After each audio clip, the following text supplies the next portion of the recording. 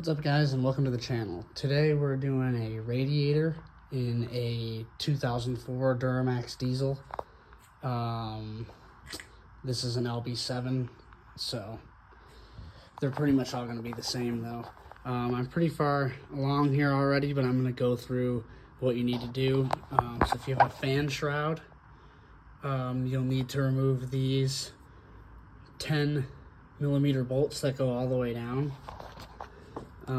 We've also got some 10mm bolts down here on this cross member to move this bracket out of the way, which is part of the bracket for the airbox, which is also 10mm bolts. So you'll want to remove your airbox. I think this truck actually has an aftermarket airbox on it, but I believe the tray and everything should still be 10mm. Once you have the airbox out and this bracket out of the way, you can come over here and undo the rest of your 10mm bolts, which hold this, I believe that's the ECU to the mount, and also your fan shroud will pop out of here, which, like I said, there's 10mm bolts all the way down this piece holding it on. You'll also want to go ahead and remove the driver's side battery. So that's going to be in your way just for this setup here. So once you have these 10 mils removed, this fan shroud out of the way, and your ECU moved back, like I said, you'll take the airbox off down there, move that out of your way. All of that stuff is 10mm, and then you're going to come to in here, your top mount 13mm bolt is right here.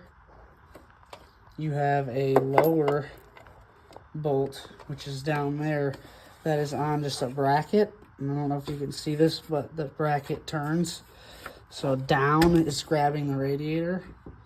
So don't take that bracket off all the way, and just spin it up out of your way like that, and that frees up your radiator down there. It's part of the mounting system on the bottom, so if you got your new radiator, you can kind of look at it and see how it goes, but flip that bracket up. And then you're going to come over here, undo your hose, your top coolant hose. Make sure you've got either a tray underneath or something, because it's going to come out of this top tube no matter what. Once you've done that, you can go ahead and pull your transmission line, which is down here at this fitting here, and there's another cooler line here. So you go ahead and pull those. Your new radiator should have new fittings, so all you have to do is pop these in and they should lock in and go. You're going to go ahead and take off this upper coolant hose, which runs to your coolant reservoir, which I removed the coolant reservoir. It is a 10mm bolt here and a 10mm bolt. I believe it actually attaches to the bracket. This upper hose, here, I'll show you. This upper hose comes off like this and runs over there to the coolant bottle. Once you have your lines out, your fittings will come apart. Like this is an old one, so you can see there's no spring clip in there. We removed the clip. You can do that with a pick, most likely.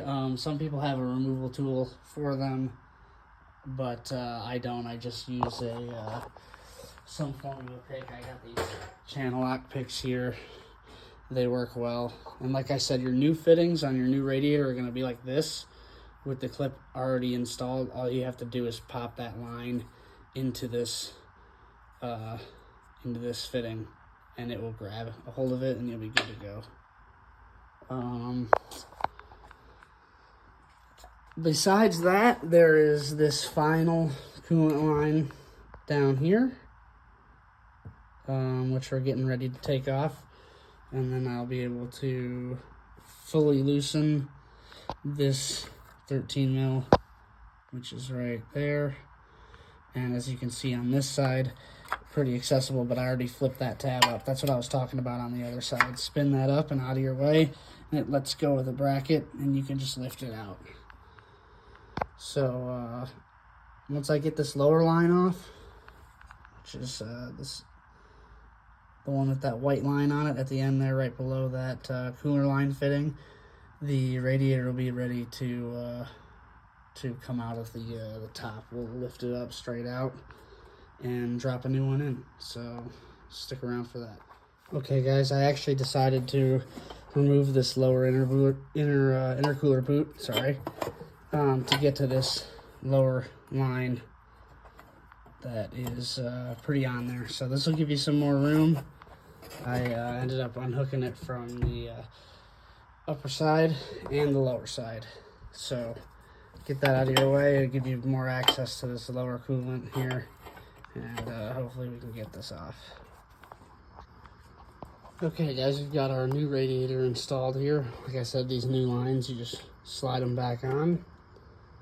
We've got our lower coolant line back on, so the last few things we need to hook up are the coolant hose back to the bottle, which I'm going to install in a second here. I went ahead and removed this intercooler boot, like I said, and so we could just have an easier time getting in there and makes things easier. So upper hose on that corner needs to be installed. We got to throw these 13mm bolts back in. Make sure you flip your tabs down and tighten this 13mm bolt, and then you can put your fan shroud back on with your 10 mils and your battery tray and your battery back in. So we'll go ahead and wrap this up. I'll hook up this coolant hose, and we'll hook up the reservoir, and that's probably going to be it. So to drain these down here, I don't know if you can see that, but there is, actually we can't see it from over here. We'll go up under here and see where we're at. There is a drain for the radiator right there. It's marked with a silver Sharpie. Your old radiator will have the same drain, so just pop that out and get a bucket here when you're ready to dump your coolant. Like I said, we're gonna go ahead and get this new coolant bottle back in and button this back up. So I'll show you what it looks like when we're done. Okay, guys, we've got this lower intercooler boot back on. All our pipes hooked back up. These are 11mm clamps for me. Slide that one on there. Bolts are tightened down. Clamps, like I said, turn them and make sure they're tight.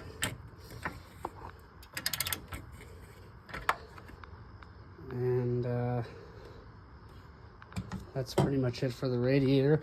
I'm actually going to leave this top one unhooked because I'm going to fill through here. I'm going to take a funnel and a bendy hose and fill it through there. So I'll go ahead and get all this button back up real quick. We'll show you what it looks like when it's done. Install that coolant bottle over there, and we'll be done. Okay, guys, so that is basically it. I gotta fill the radiator. We're gonna do that through the top port here, and hook up this upper hose last, but that's pretty much it. Everything's hooked back up. Like I said, we got our 10 mils all back in, so we can mount this engine control module. And yep, we hooked up everything else. The new coolant bottle is installed. Like I said, that's just that 10mm down there, and there's a 10mm down there as well. Hoses are hooked back up, so new fittings. Make sure to move your block heater out of the way.